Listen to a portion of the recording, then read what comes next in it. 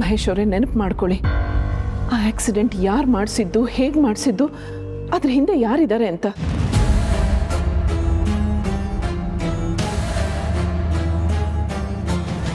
ಹೇಳಿ ಮಹೇಶ್ ಅವರೇ, ಏನು ನೆನಪಾಗ್ತಾ ಇದೆ ಅಂತ. ಅದಕ್ಕೆ ಅದು ನೀವು ಇಲ್ಲೇನು ಮಾಡ್ತಿದ್ದೀರಾ? ಏನು ನಡೀತಿದೆ ಇಲ್ಲಿ? ಅದು ಆ ಆಕ್ಸಿಡೆಂಟ್ ಬಗ್ಗೆ ಇವ್ರಿಗೇನೋ ನೆನಪಾಗ್ತಾ ಇದೆಯಂತೆ. ಹೇಳಿ ಮಹೇಶ್ ಅವರೇ. ಸಾಕು.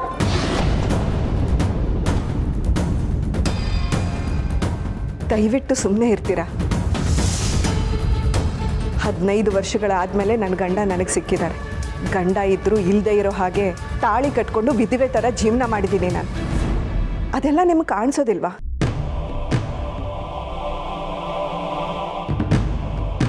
ನಿಜ, ನಿಮ್ಮ ನೋವೇನು ಅಂತ ನನಗೆ ಅರ್ಥ ಆಗತ್ತೆ.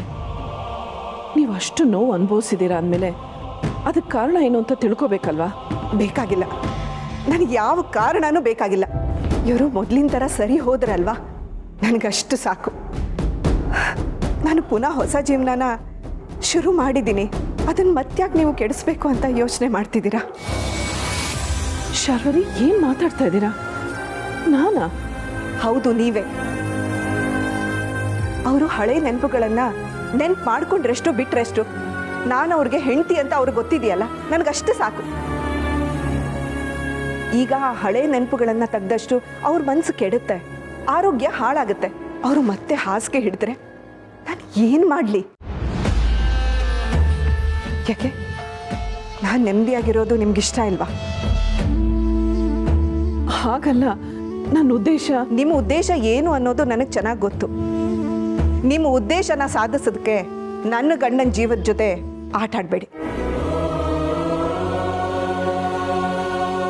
ನೀವು ನನ್ನನ್ನು ತಪ್ಪಾಗಿ ತಿಳ್ಕೊಂಡಿದ್ದೀರಾ. ಆ ಆಕ್ಸಿಡೆಂಟ್ ಸಮಸ್ಯೆ ಒಂದು ಬಗೆಹರಿದ್ರೆ ಈ ಮನೆಯಲ್ಲಿ ತುಂಬಾ ಪ್ರಶ್ನೆಗಳಿಗೆ ಉತ್ತರ ಸಿಗತ್ತೆ. ಮಾಧವ್ ಅವರು ಅವ್ರ ಮಕ್ಕಳು ಒಂದಾಗ್ತಾರೆ. ಮಹೇಶ್ ಅವರು ನಿರಾಳ ಆಗ್ಬೋದು. ಅವ್ರ ಮನಸ್ಸಲ್ಲಿರೋ ಒದ್ದಾಟಗಳು ಸರಿ ಹೋಗ್ಬೋದು. ನನ್ನ ಗಂಡ ನಿರಾಳ ಆಗೋದಕ್ಕೆ ನೀವೇನು ಶ್ರಮ ತಗೋಬೇಕಾಗಿಲ್ಲ. ನಾನು ಈಗಾಗಲೇ ತುಂಬ ನೊಂದಿದ್ದೀನಿ. ಇದೆಷ್ಟು ನೋಯಿಸೋದಕ್ಕೆ ಪ್ರಯತ್ನ ಮಾಡ್ತಿದ್ದೀರಾ? ಈಗ ಇವರು ಸರಿ ಹೋಗಿದ್ದಾರೆ. ಇವರನ್ನ ನನ್ನಿಂದ ದೂರ ಮಾಡಿ ಇನ್ನೆಷ್ಟು ವರ್ಷ ವನವಾಸ ಅನುಭವಿಸ್ಬೇಕು ಅಂತ ಅನ್ಕೊಂಡಿದ್ದೀರಾ? ನನ್ನ ಪಾಡಿಗೆ ನನ್ನನ್ನು ಬಿಟ್ಬಿಡಿ. ಶಾರ್ವರಿ, ಈಗ ಅಳೋ ಅಂಥದ್ದು ಏನಾಯ್ತು? ನೀವು ಸುಮ್ಮನಿರಿ, ನಿಮಗೇನು ಗೊತ್ತಾಗಲ್ಲ. ನಿಮಗೆ ನೀವು ಮುಖ್ಯ ಅಲ್ಲದೆ ಇರ್ಬೋದು, ಆದರೆ ನನಗೆ ನೀವು ಮುಖ್ಯ ರೀ. ನಿಮ್ಮನ್ನ ಕಳ್ಕೊಂಡ್ರೆ ನಾನಂತೂ ಬದುಕಿರಲ್ಲ. ಶಾರ್ವರಿ, ಅಳಬೇಡಿ. ನಾನು ಮತ್ತೆ ಇನ್ಯಾವತ್ತೂ ಈ ವಿಷಯ ಮಾತಾಡೋದಿಲ್ಲ. ಇದರಿಂದ ನಿಮ್ಮ ಮನಸ್ಸಿಗೆ ಇಷ್ಟೊಂದು ನೋವಾಗತ್ತೆ ಅಂತ ಗೊತ್ತಿರಲಿಲ್ಲ. ನಾನು ಇನ್ನೇನು ಕೇಳೋದಿಲ್ಲ. ನೀವು ಅಷ್ಟೇ. ಯಾರ್ಯಾರೋ ಏನೇನೋ ಕೇಳ್ತಾರೆ ಅಂತ ನಿಮ್ಮ ಮನಸ್ಸನ್ನ ಹಾಳು ಮಾಡ್ಕೋಬೇಡಿ. ನೀವು ನನ್ನ ದೇವರು ರೀ. ನಿಮ್ಮನ್ನ ಕಳ್ಕೊಂಡು ನಾನಂತೂ ಬದುಕಿರಲ್ಲ.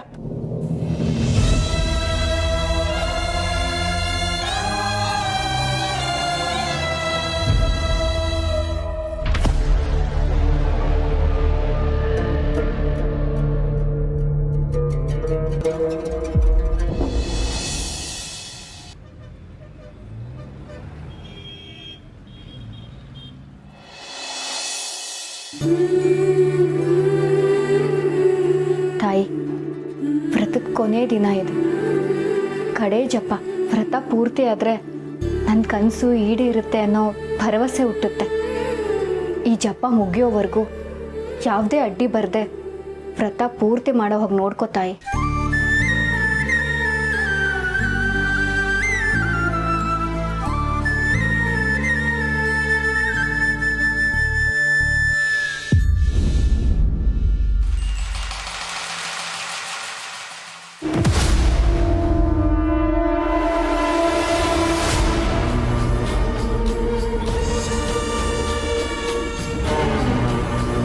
ಜಪ ಮುಗಿಸಿ ಏನೋ ಸಾಧಿಸ್ತೀನಿ ಅನ್ನೋ ಭ್ರಮೆಲಿದ್ಯಾ? ಆ ಭ್ರಮೆನ ನಿನ್ನ ನಂಬಿಕೆನ ಈಗ ಮುರಿತೀನಿ. ವ್ರತ ಮಾಡಿದ್ರೆ ಮಕ್ಕಳಾಗುತ್ತೆ ಅನ್ನೋ ಸಂತೋಷದಲ್ಲಿ ಇದೆಯಾ ಅಲ್ಲ, ಆ ಸಂತೋಷನೂ ನನ್ನಿಂದ ಸಹಿಸ್ಕೊಳಕ್ಕಾಗ್ತಿಲ್ಲ. ನಿಂಗೆ ಮಕ್ಕಳೇ ಆಗಲ್ಲ ಅಂದಮೇಲೆ ಸಂತೋಷ ಪಡೋ ಅರ್ಹತೆನೂ ನಿನಗಿಲ್ಲ. ವ್ರತ ಮಾಡೋಕ್ಕೆ ಆಗಿಲ್ಲ ಅಂತ ನೀನು ಕುಗ್ಗಿ ಹೋಗಬೇಕು. ಹಾಗಾಗಬೇಕು ಅಂದರೆ ನಿನ್ನ ವ್ರತ ಭಂಗ ಆಗಬೇಕು.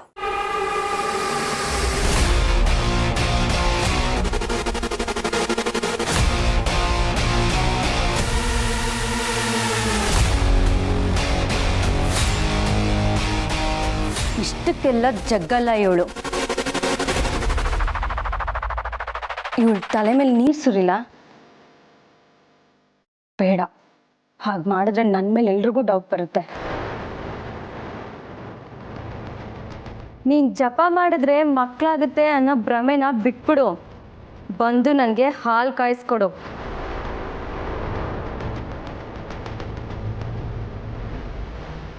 ನಿನ್ನಂಥ ಅನಾಥೆಗೆ ಇಂಥ ಮನೆ ಸಿಕ್ಕಿದ್ದೇ ಹೆಚ್ಚು. ಅಂಥದ್ರಲ್ಲಿ ನನಗೆ ಮಕ್ಕಳಾದರೆ ಹಿಡಿದು ನಿಲ್ಸೋಕ್ಕಾಗತ್ತಾ ನಿನ್ನ? ಪಾಪ ಅವಿ ಇಂಥ ದುರಾದೃಷ್ಟ ಇರೋ ಅನಾಥೆನ ಮದುವೆ ಆಗಿ ತಾನು ತಂದೆ ಆಗೋಕ್ಕಾಗದೆ ಒದ್ದಾಡ್ತಿದ್ದಾನೆ.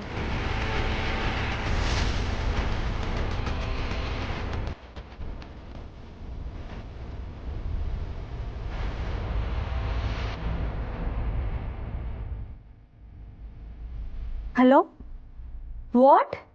ಅವಿನಾಶ್ ಅವ್ರಿಗೆ ಆಕ್ಸಿಡೆಂಟ್ ಆಗಿದ್ಯಾ?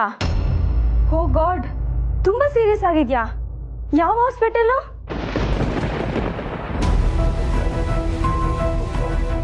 ಅವಿಗೆ ಆಕ್ಸಿಡೆಂಟ್ ಆಗಿದ್ಯಾ? ಏನು ಹೇಳ್ತಿದ್ಯಾ ದೀಪಿಕಾ? ಎಲ್ಲಿದ್ದಾರಂತ ಅವರು? ಹೇಗಿದ್ದಾರೆ?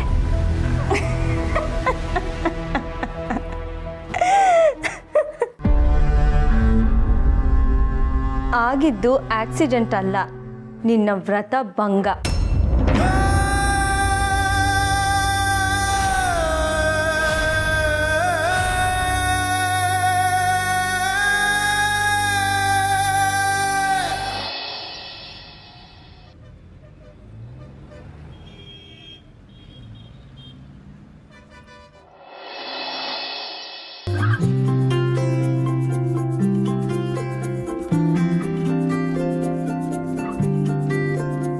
ಏನು ಬರೀತಿದ್ಯಾ ಸರಿ? ಇನ್ನೂ ನಿನ್ನ ಲೆಕ್ಕಾಚಾರ ಮುಗ್ದಿಲ್ವಾ? ಮನೆ ಖರ್ಚೆಲ್ಲ ಜಾಸ್ತಿ ಆಗ್ತಿದೆ ಸಮರ್ಥ್. ತಾತನು ಎಷ್ಟು ಅಂತ ಕೊಡ್ತಾರೆ ಹೇಳು? ಅದಕ್ಕೆ ನಾನು ಟೀಚಿಂಗ್ ಜೊತೆಗೆ ಟೈಲರಿಂಗ್ ಜಾಯ್ನ್ ಆಗೋಣ ಅಂತ ಅಂದ್ಕೊಂಡಿದ್ದೀನಿ. ಬಿಡುವಿದ್ದಾಗ ಕೆಲಸ ಮಾಡ್ಕೊಂಡು ಬಂದರೆ ಮನೆ ಮೇಂಟೈನ್ ಮಾಡೋದಕ್ಕೆ ಸಹಾಯ ಆಗುತ್ತೆ.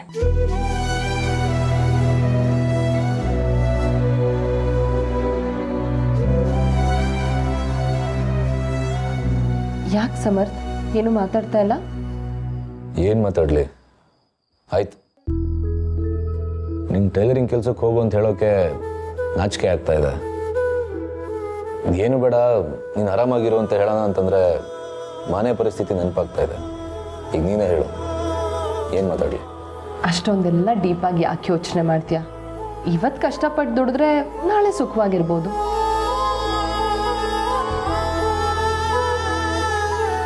ಇದೆಲ್ಲ ನಮ್ಮಂಥ ಮಿಡಲ್ ಕ್ಲಾಸ್ ಜನಗಳು ಅವ್ರಿಗೋರೆ ಸಮಾಧಾನ ಮಾಡ್ಕೊಳಕ್ಕೆ ಹೇಳೋ ಮಾತಷ್ಟೆ. ಅದೆಲ್ಲ ನಿಜ ಅಲ್ಲ. ಇವತ್ತು ಕಷ್ಟಪಟ್ಟು ದುಡಿದ್ರೆ ನಾಳೆ ಸುಖವಾಗಿರ್ಬೋದು ಅಂತ ಅನ್ಕೋತೀವಿ. ಆದರೆ ನಾಳೆ ಬರೋಷ್ಟರಲ್ಲಿ ನಾವೇ ಇರಲ್ಲ. ಯಾಕೆ ಇಷ್ಟು ಅಪ್ಸೆಟ್ ಆಗ್ತೀಯಾ? ನಮಗೇನು ವಯಸ್ಸಾಗೋಗಿದ್ಯಾ? ಕಷ್ಟಪಟ್ಟು ದುಡಿದ್ರೆ ಆಯಿತು ಬಿಡು. ಸರಿ, ಕಷ್ಟಪಟ್ಟು ದುಡಿದ್ರೆ ಇಲ್ಲಿ ಸಂಪಾದನೆ ಮಾಡೋಕ್ಕಾಗಲ್ಲ. ಇಲ್ಲೇನಿದ್ರು ದುಡ್ಡನ್ನ ಸಂಪಾದನೆ ಮಾಡೋದು. ಬಂಡವಾಳ ಇದ್ರೆ ಬದುಕು, ಇಲ್ಲ ಅಂತಂದರೆ ಜೀವನ ಪೂರ್ತಿ ಕಷ್ಟಪಡ್ಕೊಂಡಿರ್ಬೇಕು. ನೀನು ಹೇಳ್ತಿರೋದು ನಿಜಾನೇ ಇರ್ಬೋದು, ಆದರೆ ಅಷ್ಟೊಂದೆಲ್ಲ ಯೋಚನೆ ಮಾಡೋಷ್ಟು ತಾಳ್ಮೆನೂ ಇಲ್ಲ, ಟೈಮೂ ಇಲ್ಲ. ಮನೆಯಲ್ಲಿ ದಿನಸಿ ಎಲ್ಲ ಖಾಲಿ ಆಗ್ತಾ ಇದೆ. ನನಗಿವಾಗ ಅದ್ರ ಬಗ್ಗೆ ಚಿಂತೆ.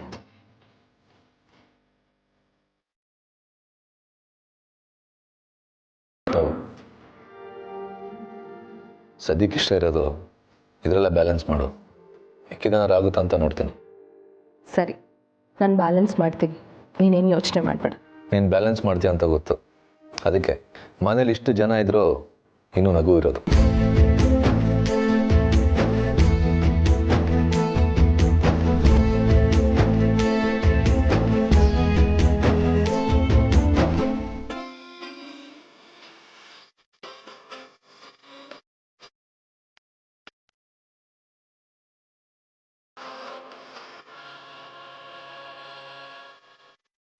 ದಂಡ್ಪಿಂಡ, ನಾನು ಮನೆಗೆ ಸೇರಿಸಿರೋರ ಅನ್ನದ ಬಗ್ಗೆ ನೀವ್ಯಾರೂ ಕಷ್ಟಪಡಬೇಕಾಗಿಲ್ಲ. ಅವರು ದುಡ್ದು ಅವರು ತಿನ್ನಲಿ. ನಿಯತ್ತಿನ ಜನ ಆದರೆ ಅನುಕಂಪ ತೋರಿಸ್ಬಹುದು. ಆದರೆ ಬಿಟ್ಟು ತಿನ್ನಬೇಕು ಅಂತಲೇ ಬಂದಿರೋರಿಗೆ ನಾವು ಯಾಕೆ ಅನುಕಂಪ ತೋರಿಸ್ಬೇಕು? ಏನು ಮಾತಾಡ್ತಿದ್ದೀರ ತಾತ? ಹಾಗಂತ ಮನೆಗೆ ಬಂದಿರೋರಿಗೆ ದುಡ್ಡು ಕೊಟ್ಬಿಟ್ಟು ತಿನ್ನು ಅಂತ ಹೇಳೋಕ್ಕಾಗತ್ತಾ?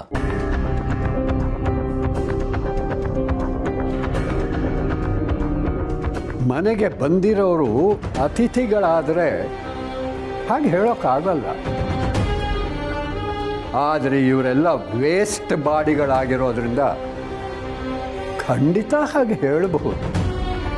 ದುಡಿದು ತಿನ್ನೋರಿಗಷ್ಟೇ ಅನ್ನದ ಬೆಲೆ ಗೊತ್ತಾಗಬೇಕಾದ್ರೆ.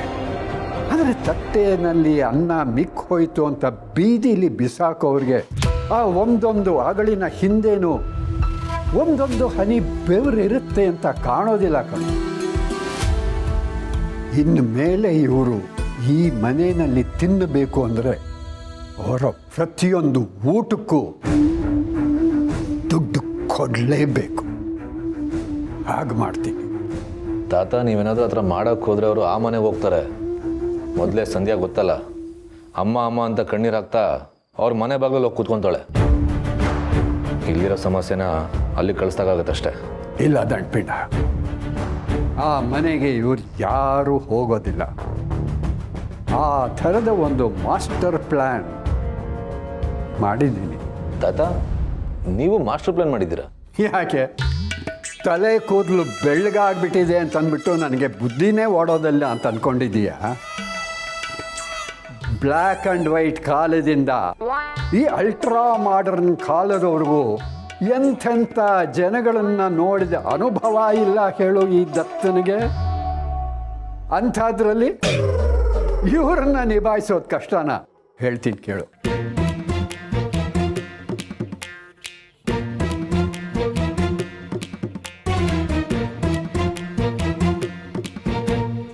ನೋಡು, ಇದಿಷ್ಟು ಮಾಡು, ಉಳಿದಿದ್ದನ್ನು ನಾನು ನೋಡ್ಕೋತೀನಿ.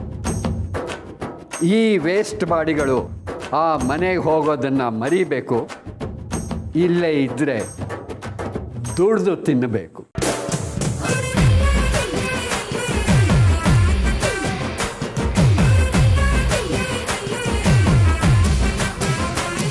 ಪರವಾಗಿಲ್ಲ ತಾತ, ನೀವು ಚೆನ್ನಾಗೇ ಪ್ಲ್ಯಾನ್ ಮಾಡಿದ್ದೀರ.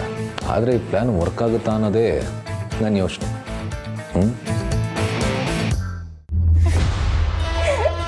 ಏನೋ ಮಹಾ ಸಾಧ್ವಿ ಥರ ವ್ರತ ಮಾಡ್ತಿದ್ಯಲ್ಲ, ಈಗೇನಾಯ್ತು? ನಾನು ಹೇಳಿದ ಒಂದೇ ಒಂದು ಸುಳ್ಳಿಗೆ ವ್ರತನೂ ಮರ್ತ್ಬಿಟ್ಟು ಬಂದ್ಬಿಟ್ಟಿಯಲ್ಲ. ಈಗ ದೇವಿ ನಿನಗೆ ಒಲಿತಾಳೋ ಅಥವಾ ಮುನ್ಸ್ಕೋತಾಳೋ? ಖಂಡಿತ ಕೋಪ ಮಾಡ್ಕೊಂಡಿರ್ತಾಳೆ.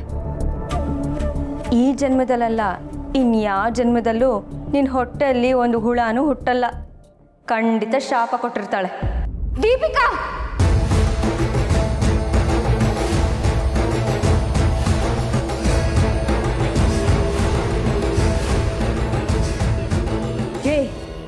ಏನೇ ನನ್ನ ಮೇಲೆ ಕೈ ಎತ್ತೋ ಅಷ್ಟು ಧೈರ್ಯ ಬಂತ ನಿನಗೆ? ಸೂನಿ, ನಾನು ನೋಡ್ತಾನೆ ಇದ್ದೀನಿ. ಅತಿ ಆಯ್ತು ನಿಂದು. ನನ್ನ ಪಾಡಿಗೆ ನಾನು ವ್ರತ ಮಾಡ್ತಿದ್ರೆ ನಿನಗೇನೇ ಕಷ್ಟ ಆಗಿದ್ದು? ನಾನೇನಾದರೂ ಬಂದು ನಿನ್ನ ತಲೆ ಮೇಲೆ ಕೂತಿದ್ನಾ ಅಥವಾ ನಿನ್ಗೇನಾದ್ರೂ ದ್ರೋಹ ಮಾಡಿದ್ನಾ? ಯಾಕೆ ನನ್ನನ್ನು ಹೀಗೆ ಕೆಣಕ್ತಿದ್ಯಾ? ನಾನು ಅನಾಥೆ ಅಂತನಾ? ಹೌದು, ನಾನು ಅನಾಥೆನೆ. ಏನಿವಾಗ ಅದರಿಂದ ನಿನಗೇನಾದರೂ ಹಿಂಸೆ ಆಗ್ತಿದ್ಯಾ? ನನ್ನನ್ನು ಮುಟ್ಟೋದ್ರಿಂದ ನಿನ್ನ ಮೈ ಮೇಲೆ ಏನಾದರೂ ಬೊಬ್ಬೆ ಬರ್ತಿದ್ಯಾ? ಅಥವಾ ನನ್ನನ್ನು ಮಾತಾಡ್ಸಿದ್ರೆ ನಿನ್ನ ಗಂಟ್ಲಲ್ಲಿ ಏನಾದರೂ ಮುಳ್ಳು ಸಿಕ್ಕಾಕೊಳ್ತಿದ್ಯಾ? ಈ ಅನಾಥೆ ಮಾಡಿದ ಅಡುಗೆ ತಿನ್ನಕ್ಕಾಗತ್ತೆ, ಜ್ಯೂಸ್ ಕುಡಿಯೋಕ್ಕಾಗತ್ತೆ, ಆದರೆ ಈ ಅನಾಥೆನ ಸಹಿಸ್ಕೊಳಕ್ಕಾಗಲ್ವಾ? ನಾನು ಅನಾಥೆ ಅಂತ ನನ್ನನ್ನು ಕಟ್ಕೊಂಡು ಗಂಡಂದು ತಕರಾರಿಲ್ಲ. ನನ್ನ ಅತ್ತೆ ಮಾವನಿಗೂ ಯಾವ ಸಮಸ್ಯೆನೂ ಇಲ್ಲ. ನಿನ್ನೆ ಮೊನ್ನೆ ಬಂದೋಳು ನಿಂದೇನೆ. ನೋಡು, ನಾನು ಅನಾಥೆ ಅಂತ ನನ್ನ ಗಂಡನ ಕಷ್ಟ ಆದರೆ, ನನ್ನ ಅತ್ತೆ ಮಾವನಿಗೆ ಬೇಜಾರಾದರೆ ಆ ಕ್ಷಣನೇ ನಾನು ಈ ಮನೆ ಬಿಟ್ಟು ಹೋಗ್ತಿರ್ತೀನಿ. ಅದು ಬಿಟ್ಟು ನಿನ್ನ ಕೂಗಾಟಕ್ಕೆ ಹಾರಾಟಕ್ಕೆಲ್ಲ ಭಯ ಪಡ್ತೀನಿ ಅಂತ ಅನ್ಕೋಬೇಡ. ಇದು ನನ್ನ ಮನೆ, ನನ್ನ ಗಂಡನ ಮನೆ. ನನಗೇನೇ ಅನ್ನಬೇಕು ಅಂದರೂ ಆ ಹಕ್ಕು ನನ್ನ ಗಂಡನಿಗೆ, ನನ್ನ ಮಾವನಿಗೆ, ನನ್ನ ಅಮ್ಮನಿಗೆ ಮಾತ್ರ ಇರೋದು. ನೀನೇನೇ ಬಡ್ಕೊಂಡ್ರು ನಾನು ತಲೆ ಕೆಡಿಸ್ಕೊಳ್ಳೋದಿಲ್ಲ. ಮನೇಲಿ ಜಗಳ ಆಗಬಾರ್ದು, ಮನಸ್ತಾಪ ಆಗಬಾರ್ದು ಅಂತ ನೀನು ಅಂದಿನ ಮಾತೆಲ್ಲ ಸಹಿಸ್ಕೊಳ್ತಿದ್ದೆ. ಆದರೆ ನಿನ್ನ ಮಾತೇ ಅತಿ ಆಗ್ತಾ ಇದೆ. ನೀನು ಇಷ್ಟೆಲ್ಲ ಮಾತಾಡಿದ್ರು ನಾನು ಸುಮ್ಮನಿದ್ದೀನಿ ಅಂದರೆ ನಿನಗೆ ಭಯ ಪಟ್ಕೊಂಡಿದ್ದೀನಿ ಅಂತ ಅಲ್ಲ, ಕೊಚ್ಚೆ ಮೇಲೆ ಕಲ್ಲು ಹಾಕಬಾರ್ದು ಅಂತ. ಇದೇ ಕೊನೆ. ನನ್ನ ನಂಬಿಕೆಗಳನ್ನ ಕಡೆಗಣಿಸೋದಾಗ್ಲಿ, ನನ್ನ ನಂಬಿಕೆಗೆ ಅಡ್ಡ ಬರೋದಾಗ್ಲಿ ಮಾಡಿದ್ರೆ ಇದಕ್ಕಿಂತ 10ರಷ್ಟು ನೋವು ಕೊಡೋದು ಗೊತ್ತು. ಬಿಟ್ಬಿಡ. ಒಳ್ಳೆತನನ ಹೇಡಿತನ ಅಂತ ಅನ್ಕೋಬೇಡ. ಒಳ್ಳೆಯವ್ರು ತಿರುಗಿ ಬಿದ್ರೆ ಕೆಟ್ಟವ್ರಿಗಿಂತ ಕೆಟ್ಟವ್ರಾಗ್ತಾರೆ.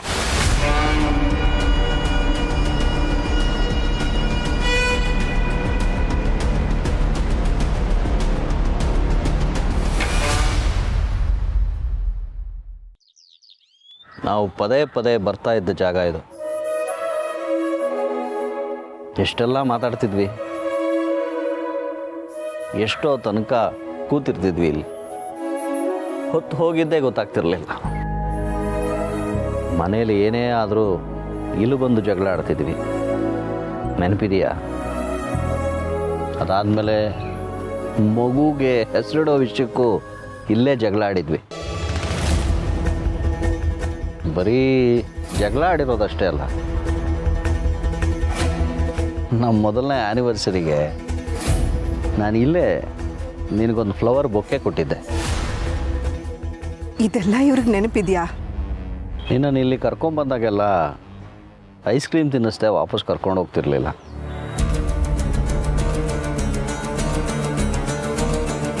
ನಿಮ್ಗೆ ಇದೆಲ್ಲ ನೆನಪಿದೆಯಾ? ಇಷ್ಟೇ ಅಕ್ಷರವರಿ, ಇನ್ನೂ ತುಂಬ ನೆನಪಿದೆ.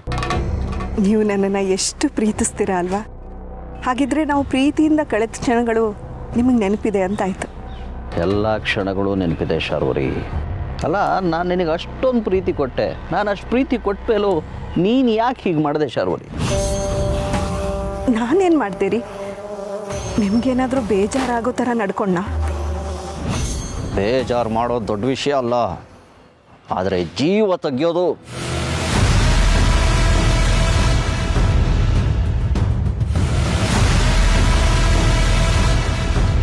ಜೀವ ತೆಗೆಯೋದ? ಇದೇನು ಇನ್ನೊಂದು ಕತೆ ಶುರು ಮಾಡ್ಕೊಂಡ್ರಿ? ಮತ್ತೆ ತಿಗಣೆನೋ ಸೊಳ್ಳೆನೋ ಸಾಯಿಸಿದ್ರಾ? ನೋಡಿ, ನೀವು ಮಾಡೋ ತಮಾಷೆಗೆ ನನಗಂತೂ ತಲೆ ಕೆಟ್ಟ ಹೋಗ್ತಿದೆ. ಇಲ್ಲಿಂದ ಹೊರಡೋಣ ಬನ್ನಿ. ಯಾಕೋ ಇವತ್ತು ಇಲ್ಲಿರಬೇಕು ಅಂತ ಅನ್ನಿಸ್ತಾನೇ ಇಲ್ಲ ನನಗೆ. ಯಾಕೆ? ನನ್ನ ಮಾತು ಕೇಳೋಕ್ಕೆ ಮನಸ್ಸಿಲ್ವಾ? ಮನುಷ್ಯತ್ವನ ಇಲ್ಲದೆ ಇರೋರ ಹತ್ರ ಮನಸ್ಸಿನ ಬಗ್ಗೆ ಕೇಳ್ತಾ ಇದ್ದೀನಿ ನಾನು. ರೀ ಪ್ಲೀಸ್, ಯಾಕ್ರಿ ಏನೇನೋ ಮಾತಾಡ್ತಿದ್ದೀರಾ? ಗೊತ್ತಾಯ್ತು ಬಿಡಿ, ಯಾವುದೋ ವೆಬ್ ಸೀರೀಸು ಮೂವಿ ನೋಡಿರ್ತೀರಾ, ಆ ಕಥೆನ ನನಗೆ ಹೇಳ್ತಿದ್ದೀರಾ. ಹೌದು, ಇದುವರೆಗೂ ನಿನ್ನಂಥ ಕ್ರೂರಿಗಳನ್ನು ಕಥೆಯಲ್ಲಿ, ಸಿನಿಮಾದಲ್ಲಿ ಮಾತ್ರ ನೋಡಿದ್ದೆ. ಆದರೆ ನಿಜ ಜೀವನದಲ್ಲಿ ನಂದೇ ಬದುಕಲ್ಲಿ ನಾನು ನೋಡ್ತೀನಿ ಅಂತ ಅಂದ್ಕೊಂಡಿರಲಿಲ್ಲ.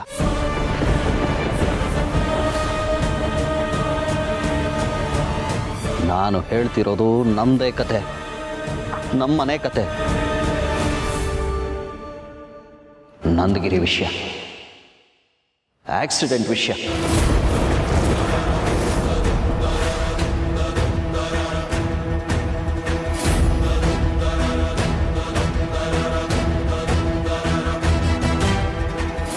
ನೀನು ಬಲಿ ತಗೊಂಡ್ಯಲ್ಲ, ಆ ಜೀವದ ವಿಷಯ.